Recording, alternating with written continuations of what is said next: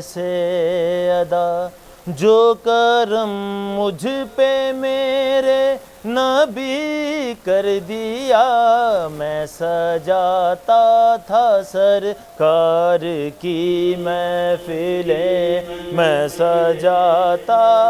تھا سرکار کی محفلیں، مجھ کو ہر غم سے رب نے بری کر دیا، سیدی یا رسول اللہ، سیدی یا حبیب اللہ۔ اور ذکر سرکار کی ہے بڑی برکتیں، مل گئی راحتیں عظمت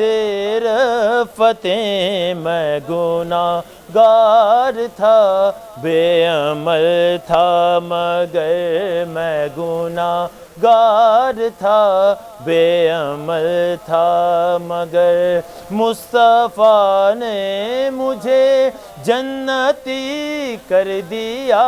سیدی یا رسول اللہ، سیدی یا حبیب اللہ۔ اور جو در مصطفیٰ کے گدا ہو گئے، جو در مصطفیٰ کے گدا ہو گئے، دیکھتے دیکھتے کیا سے کیا ہو گئے، دیکھتے دیکھتے کیا سے کیا ہو گئے، ایسی چشم کرم کی ہے سرکار نے، ایسی چشم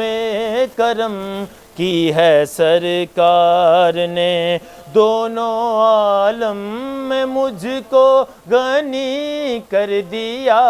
اس کرم کا کروں شکر کیسے ادا، سیدی یا رسول اللہ، سیدی یا حبیب اللہ۔ اور کوئی مایوس لوٹا نہ دربار سے، کوئی مایوس لوٹا نہ دربار سے، جو بھی مانگا ملا مجھ کو سرکار سے، جو بھی مانگا ملا مجھ کو سرکار سے، صدقے جاؤں نیازی میں لجپال کے، صدقے جاؤں نیازی میں لجپال کے، ہر گدا کو سخی نے سخی کر دیا، اس کرم کا کروں شکر کیسے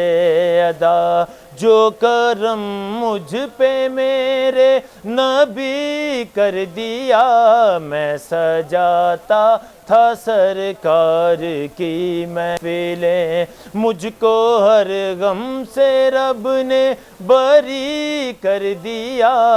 اس کرم کا کروں شکر کیسے ادا۔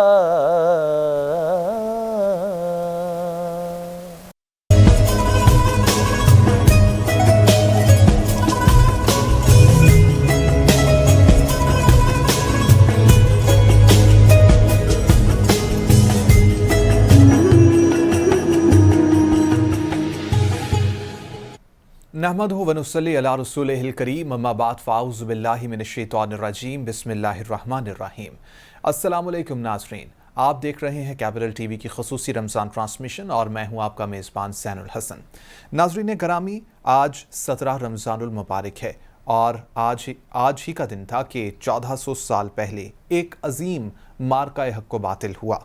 اس دن کی مناسبت سے آج کے دن کو یوم بدر کے طور پر یاد کیا جاتا ہے۔ ناظرین گرامی، یہ وہ دن تھا کہ جس دن تاریخ نے دیکھا کہ دو گروہوں کے درمیان جنگ ہونے جا رہی ہے۔ ایک گروہ جس کے پاس بے پناہ سامان تھا، جس کے پاس بے پناہ مال و زر تھا، اور دوسری طرف ایک گروہ تھا کہ جس کے پاس نہ ہتھیار تھے، نہ مال و زر تھا اور نہ ہی کوئی سامان تھا۔ اور اس کے ساتھ ساتھ یہ گروہ جس کا میں تذکرہ کر رہا ہوں، یعنی کہ مسلمانوں کا گروہ، یہ روزے دار تھا، ان کے پاس افطار کے لیے بھی کچھ سامان موجود نہ تھا۔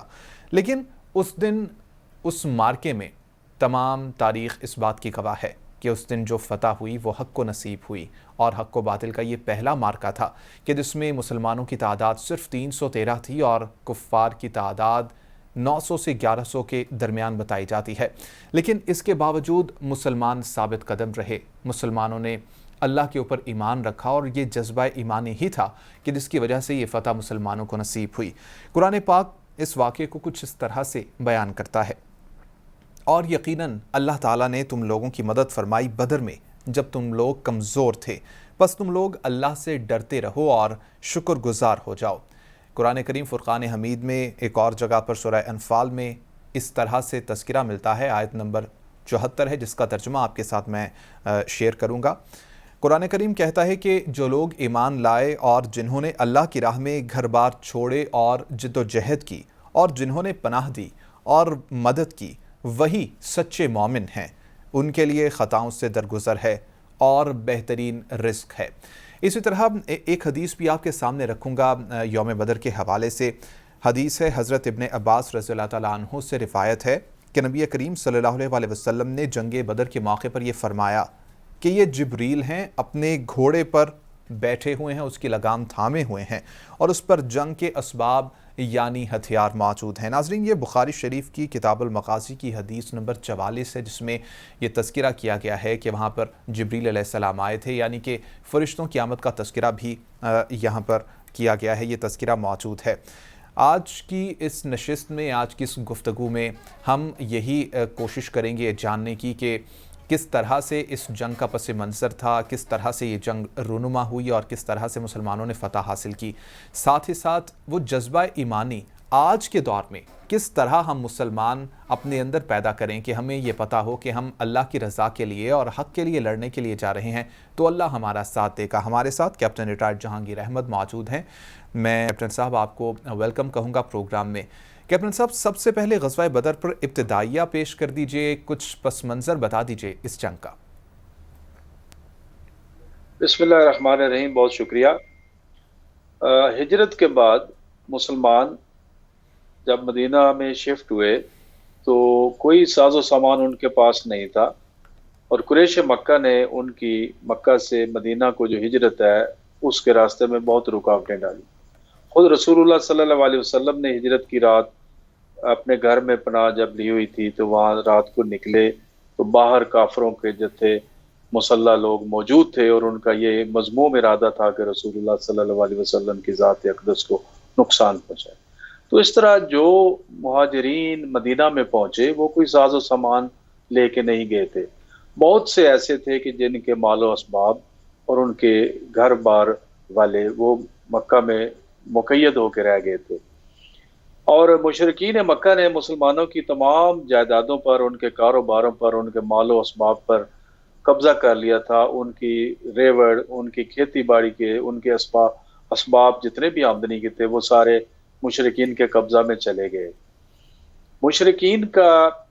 جب انہوں نے اس طرح کا رویہ مسلمانوں کے ساتھ رکھا تو ان کو تنبیہ کی گئی کہ تم پھر شام کے ساتھ تجارت کیسے کرو گے۔ میں یہ کہنا چاہوں گا کہ جو مکہ سے شام کا جو راستہ ہے وہ مکہ جنوب میں ہے اور شام شمال میں ہے۔ یہ بالکل سیدھا راستہ ہے، سمندر کے ساتھ ساتھ ہے، بائیں طرف بحیرہ کلزم ہے اور دائیں طرف عرب کا صحرا ہے۔ یہ کچھ پٹی ہے جو میدانی علاقہ جس کو کہہ سکتے ہیں، اور مزید مشرق میں سارا پہاڑی سلسلہ ہے، لیکن وہ اپنی مذموم حرکتوں سے باز نہ آئے اور مسلمانوں کو نقصان پہنچاتے رہے، اس لیے ان کا ایک بہت بڑا جو قافلہ تھا تجارتی وہ شام کی طرف جا رہا تھا۔ اس کی اطلاع ہوئی رسول اللہ صلی اللہ علیہ وسلم کو، تو آپ نے اس کا پیچھا کرنے کے لیے خود تشریف لے کے، اس کو غزوہ ذوالعشیرہ بھی کہتے ہیں، مشرکین جو تھے وہ بچ بچا کر نکل گئے۔ جب وہ 2 مہینے کے بعد واپس آ رہے تھے تو مسلمانوں کو اس کی اطلاع تھی، تو رسول اللہ صلی اللہ علیہ وسلم نے یہ ان کے اوپر کوئی شب خون مارنے کی ضرورت نہیں تھی، صرف ان کو یہ احساس جتلانا تھا کہ کو ایگزسٹنس ہونی چاہیے۔ ادھر ابو سفیان اس لشکر کا سردار تھا اور اس نے مکہ میں اطلاع بھیجی کہ تم اگر چاہتے ہو کہ تمہارا مال و اسباب ہر شے بچ جائے تو فوراً میری مدد کو آؤ۔ اس کے ساتھ 40 سپاہی تھے، 40 شمشیر زن تھے جو اس قافلے کے سامان کی حفاظت کر رہے تھے۔ رسول اللہ صلی اللہ علیہ وسلم نے جب اس قافلے کی واپسی ہوئی یہ رمضان کا مہینہ تھا اور 12 رمضان کو 2 ہجری کو ہجرت کے 19 مہینے کے بعد آپ صلی اللہ علیہ وسلم نے اس قافلے کا انٹرپٹ کیا، اس کا پیچھا کیا، لیکن وہ بچ کے آگے نکل گئے اور آپ صلی اللہ علیہ وسلم بدر کے مقام پر آ کر خیمہ زن ہوئے۔ یہ جنگ کی جو اسٹریٹجی ہوتی ہے اس میں سب سے اہم جو چیز ہوتی ہے وہ یہ ہوتی ہے کہ میدان جنگ کیا ہوگا۔ اگر بدر کا مارکا بدر کے مقام پر نہ ہوتا، جو لوگ جن کو اللہ تعالیٰ نے حاضری نصیب کی ہے، جو نقشہ دیکھ سکتے ہیں باقی لوگ، وہ دیکھیں گے کہ جب بدر سے آپ مدینہ کو جاتے ہیں تو تھوڑے سے فاصلے کے بعد حسینیہ ایک جگہ آتی ہے، اس کے بعد پہاڑی سلسلہ شروع ہو جاتا ہے، درمیان میں آپ کسی کو روک ہی نہیں سکتے، اتنے خفیہ راستے ہیں، اور اگر وہ مدینہ کے قریب پہنچ جاتے تو چاروں اطراف سے حملہ کر سکتے تھے۔ اس لیے یہ کمال ایک جنگی حکمت عملی کا ایک بہت ہی نادر ایک واقعہ ہے کہ رسول اللہ صلی اللہ علیہ وسلم نے ساز و سامان کے بہت قلیل ہونے کے باوجود بدر پر آ کر ان کے مقابلہ کرنے کا فیصلہ کیا۔ وہاں پر 2 قبیلے ہیں، ان کے درمیان میں بدر کا میدان پایا جاتا ہے کہ یہ جو 2 قبیلے ہیں، جو ٹیلے ہیں، یہ ٹیلے ہیں، ان کو ادوت الدنیا یعنی قریبی ٹیلا اور ادوت القصویٰ کا نام دیا گیا قرآن پاک میں۔ اور آپ دیکھیے کہ صحراؤں میں تو مٹی اڑتی ہے اور ٹیلے مٹ جاتے ہیں، لیکن وہ ابھی تک قائم ہے 2، کیونکہ یہ بدر معجزات کی ایک کہکشاں ہے جو ابھی تک برقرار ہے۔ بہرحال مسلمانوں کے لشکر کی تعداد 313 تھی، اس میں صرف 2 گھوڑے تھے، چند تلواریں تھیں، اور رسول اللہ صلی اللہ علیہ وسلم نے لکڑی کی جو ہے لاٹھیاں یا کھجور کی شاخیں اس طرح کی آپ نے دستے اقدس سے صحابہ کو عطا کی اور وہ تلواریں بن گئی۔ یہ جو غزوہ تھا اس میں قرآن کی آیات کے مطابق اللہ تعالیٰ کی طرف سے ملائکہ کی نصرت اور تائید شامل تھی، ملائکہ نے آ کر مدد و نصرت کی، اور اللہ تعالیٰ نے مسلمانوں کو اس میں فتح مبین عطا فرمائی۔ بدر کو یوم الفرقان بھی کہتے ہیں۔ یوم الفرقان اس لیے کہا جاتا ہے کہ یہ فرق بڑا واضح ہو گیا کہ کفر اور اسلام کا دین کا فرق۔ اب یہ صرف ایک جنگ ہی اس کو نہیں لینا چاہیے، بلکہ عالم انسانیت کے لیے یہ تمام اصول وضع ہو رہے تھے کہ جنگ کا منصوبہ کیسا ہوگا، اگر آپ غلبہ پا جاتے ہیں تو کس قسم کا آپ کا رویہ ہونا چاہیے، اگر نقصان ہو جاتا ہے، شہادت ہو جاتی ہے، تو وہ بھی اللہ تعالیٰ کی رضا کے معاملے میں ہے اور اس کے راستے میں ہے، اور اس طریقے سے مختلف جو کردار ہیں وہ سارے سامنے آئے۔ ایک جو یہاں سے اصول وضع یہ ہوا کہ رسول اللہ صلی اللہ علیہ وسلم نے ایک سپاہی، ایک مجاہد کا انتخاب خود کیا۔ یہ ایک اصول وضع ہوتا ہے کہ بعض اس طرح چھوٹی عمر کے بچے تھے اور ایڑیاں اٹھا کر لشکر میں کھڑے تھے، تو آقا علیہ الصلوۃ والسلام نے آپ نے ان کو دیکھتے ہی فرمایا کہ جی بیٹا آپ ابھی اس قابل نہیں ہے، لیکن وہ سب کو معلوم ہے کہ بات لمبی ہو جائے گی، اور ایک لشکر منتخب ہوا، اور اس لشکر کے پاس جو قوت تھی وہ طاقت ایمانی تھی۔ کسی بھی سپہ سالار کے لیے، کسی بھی لیڈر کے لیے جو سب سے اہم مرحلہ ہوتا ہے وہ یہ ہوتا ہے کہ ان کے جو ٹروپس ہیں، ان کے جو فوج ہے، ان کے جو دستے ہیں، ان کا مورال کیسا ہے، ان کی قوت ارادی کیسی ہے، ان کا حوصلہ کیسا ہے۔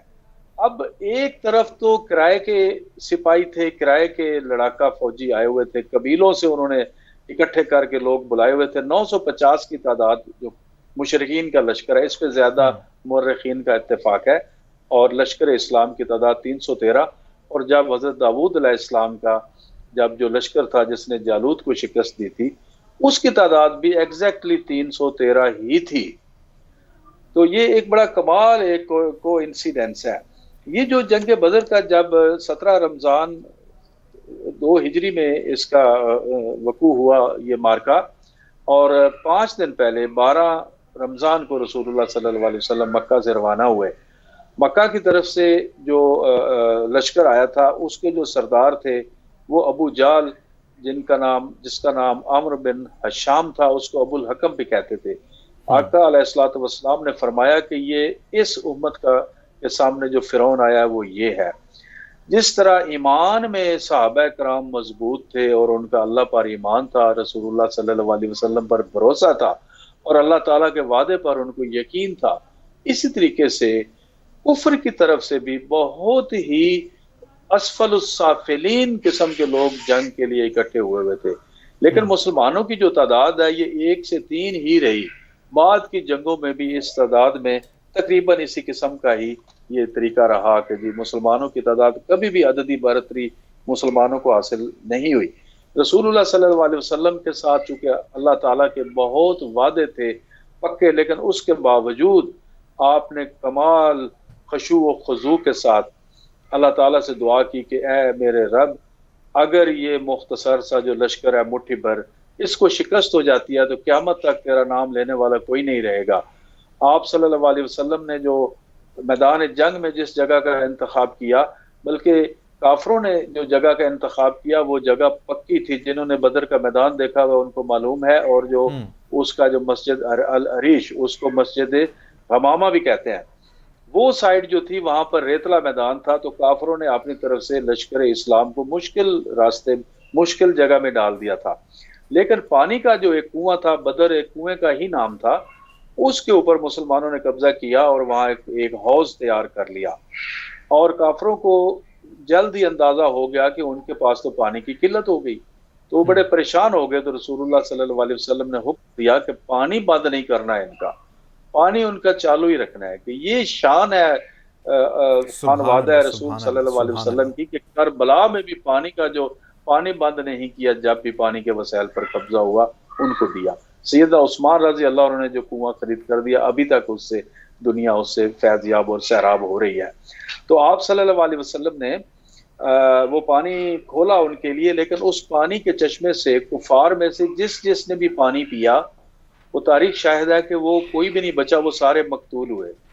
صرف حکیم بن حزام ایک ایسے شخص تھے جو بعد میں مسلمان ہوئے اور جلیل القدر صحابی بنے. آپ صلی اللہ علیہ وسلم نے ایک دن قبل جمعے کے روز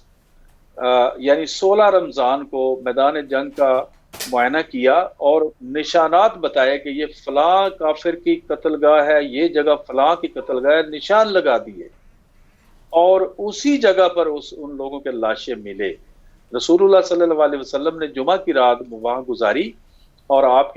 کے قیام کے لیے ایک اونچا سا ایک چبوترا بنایا گیا کھجور کے تنوں سے. وہاں پر آپ بیٹھ کر آپ نے میدان جنگ میں ہدایات دی. تو رسول اللہ صلی اللہ علیہ وسلم خاتم المرسلین رحمت للعالمین، جو جہاں تک جنگی حکمت عملی کا سوال ہے، وہ ایک ایسی جنگی حکمت عملی کو جانتے تھے کہ تاریخ میں اس کی کوئی مثال نہیں ملتی. تمام جنگ کے جو قوانین ہیں وہ بدر سے وضع ہو رہے ہیں کہ اللہ تعالیٰ کی جو ذات ہے اس کے ساتھ رابطہ بھی بڑا گہرا کیا ہوا تھا، اور لوگوں کا مورال بلند کرنے کے لیے آپ صلی اللہ علیہ وسلم نے مشورہ لیا. آپ عقل کل تھے، آپ کو مشورے کی ضرورت نہیں تھی، لیکن لوگوں سے پوچھا. سیدنا ابو بکر رضی اللہ عنہ اور عمر رضی اللہ عنہما، ان سے پوچھا تو انہوں نے کہا یا رسول اللہ صلی اللہ علیہ وسلم، ہمارے ماں باپ آپ پر قربان ہو، ہم آپ کے اشارے کے منتظر ہیں. رسول اللہ صلی اللہ علیہ وسلم چاہتے تھے کہ انصار کی طرف سے اس طرح کے جہاں پر جذبہ ایمانی اور اس طرح کی جوامردی کا مجھے کوئی اشارہ ملے. تو جو انصار کے جو سپہ سالار تھے ان کے دستے کے سعد بن معاذ رضی اللہ عنہ، انہوں نے بھانپ لیا کہ آقا علیہ الصلوۃ والسلام ہم سے کمٹمنٹ چاہتے ہیں. تو انہوں نے فرمایا کہ یا رسول اللہ صلی اللہ علیہ وسلم، ہم بنی اسرائیل کی طرح آپ کو اکیلا نہیں چھوڑیں گے، ہم کٹ مریں گے، آپ ہم سے ہر طرح کی توقع کر سکتے ہیں. تو یہ جو لشکر تھا، جو مٹھی بھر لشکر تھا، اس میں صرف 86 مہاجرین تھے اور 61 اوس کے صحابہ تھے، اور باقی کے 166 جو تھے یہ خزرج سے تعلق رکھتے تھے. تو اس لیے انصار کی طرف جب یہ کمٹمنٹ آئی اور ایک جو مجاہد ہے وہ کٹ مرنے کے لیے اللہ کے نام پر اور رسول اللہ صلی اللہ علیہ وسلم کی آپ کی ناموس کی حفاظت کے لیے تیار تھے. آپ صلی اللہ علیہ وسلم نے جنگ کے سٹارٹ سے پہلے مٹھی پر ایک خاک لی اور اس کو ہوا میں پھینک دیا کفار کی طرف رخ انور کر کے. تاریخ بتاتی ہے کہ کوئی بھی ایسا مشرک نہیں تھا جس کے چہرے، جس کی آنکھوں اور جس کے زبان اور ناک میں وہ کنکرے اور جو ریت نہیں پڑی. آپ صلی اللہ علیہ وسلم نے فرمایا شاہت الوجوہ، چہرے بگڑ جائیں، ان لوگوں کے چہرے بگڑ جائیں. اور سورہ انفال کی آیت نمبر 17 میں فرمایا وما رمیتا اذ رمیتا ولکن اللہ رما، کہ ہم نے یہ جو پھینکا ہے یہ ہم نے نہیں پھینکا، یہ تو اللہ نے پھینکا ہے. اللہ کی طرف سے کفار کے اوپر یہ لعنت برسی اور پھر ان کو کیسے فتح ہو سکتی تھی۔ آپ صلی اللہ علیہ وسلم نے فرمایا، جب جنگ ہو رہی تھی تو آپ نے فرمایا شدو، یعنی چڑھ دوڑو، اور فرمایا اس ذات کی قسم جس کے قبضہ میں محمد کی جان ہے، ان صلی سے جو اللہ آدمی علیہ بھی وسلم۔ ڈٹ کر ثواب سمجھ کر آگے بڑھ کر اور پیچھے نہ ہٹ کر لڑے گا اور مارا جائے گا، اسے ضرور جنت میں اللہ تعالیٰ داخل کرے گا۔ آپ صلی اللہ علیہ وسلم نے دعا کے ساتھ فرمایا کہ اس جنت کی طرف بڑھو جس کی پہنائیاں آسمانوں اور زمین کے برابر ہیں۔ حضرت عمیر بن ابی وقاص، جو حضرت سعد بن ابی وقاص رضی اللہ عنہ کے چھوٹے بھائی تھے، کم سنی میں تھے، اور ان کے اوپر اتنا جذبہ تھا ان کا کہ وہ سن کر کہہ رہے تھے بہت خوب بہت خوب۔ رسول اللہ صلی اللہ علیہ وسلم نے دریافت فرمایا، عمیر یہ کیا کہہ رہے ہو؟ تو انہوں نے فرمایا کہ یا رسول اللہ صلی اللہ علیہ وسلم مجھے بہت کچھ نظر آ رہا ہے۔ آپ نے فرمایا تم انہی جنت والوں میں سے ہو۔ وہ فوراً کچھ طاقت اور حاصل کرنے کے لیے ان کے پاس کھجوریں تھیں تو کھول کر اپنی گٹھڑی اس میں سے کھجوریں کھانے لگے، لیکن فوراً انہوں نے کیا کیا، انہوں نے کہا یا رسول اللہ صلی اللہ علیہ وسلم میرے اور جنت کے درمیان میں فاصلہ بڑھ رہا ہے، وقت لگ رہا ہے، مجھے کھجوروں کی کوئی ضرورت نہیں۔ انہوں نے سبحان کھجوریں اللہ، اٹھا کر سبحان اللہ۔ پھینکی اور اس جاں فروشی جاں فشانی کے ساتھ لڑتے ہوئے میدان میں داخل ہوئے، یہ شہادت پائی۔ اور مسلمانوں کی طرف سے جو شہادتیں ہوئیں ان کی تعداد 14 ہے۔ پہلے جب جنگ کا آغاز ہوا تو اس کو مبارزت کہتے ہیں، وہاں پر یہ رواج تھا کہ پہلے جو بڑے لوگ تھے، سردار ہوتے تھے، وہ 1 to 1 مقابلہ کرتے تھے۔ تو ان میں حضرت امیر حمزہ رضی اللہ عنہ نے شیبہ کا مقابلہ کیا، یہ عتبہ کا چھوٹا بھائی تھا۔ عتبہ جو تھا وہ اس کے ساتھ لڑے حضرت عبیدہ بن حارث، رسول اللہ صلی اللہ علیہ وسلم کے چچا زاد بھائی، وہ عمر میں بڑے تھے۔ اور جو ولید تھا تیسرا، جو عتبہ کا بیٹا تھا، اس کے ساتھ جناب بہت خوبصورت اور رضی اللہ مفصل عنہ۔ طریقے سے کیپٹن صاحب آپ نے اس تمام جنگ کے متعلق ہمیں آگاہ کیا، بیان کیا۔ بہت روح فرسا واقعات اور ایمان کو تازہ کرنے والے واقعات، بہت زیادہ گفتگو اس ٹاپک کے اوپر کی جا سکتی ہے، لیکن انفارچونیٹلی ہمارے پاس وقت بالکل ختم ہو گیا ہے، اسی لیے ہمیں اجازت دیجیے۔ اللہ حافظ۔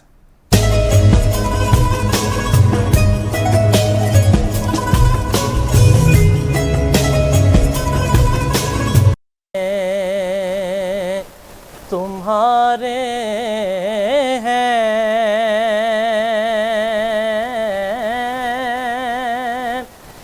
قسمت یہ ہماری ہے، سائے میں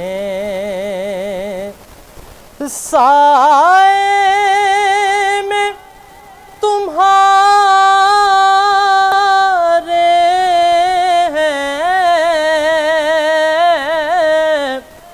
آقا قسمت یہ ہماری ہے، تو قربان دل و جانم آقا کیا شان تمہاری ہے، قربان دل و جانم کیا شان تمہاری ہے، اور کیا پیش کریں آقا،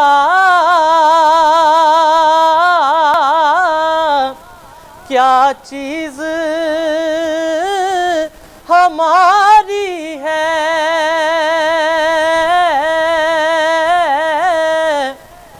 کیا چیز ہماری ہے،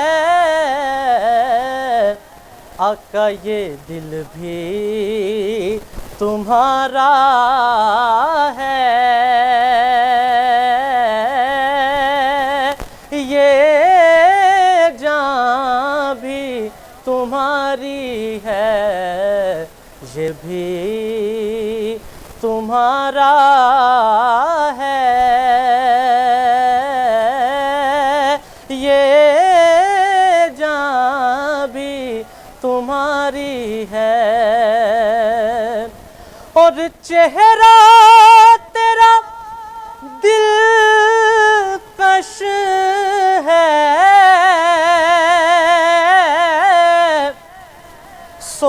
صورت تیری پیاری ہے، صورت تیری پیاری ہے، تو جس نے تمہیں دیکھا ہے سو جان سے واری ہے، جس نے تمہیں دیکھا ہے سو جان سے واری ہے، سائے میں تمہارے ہیں،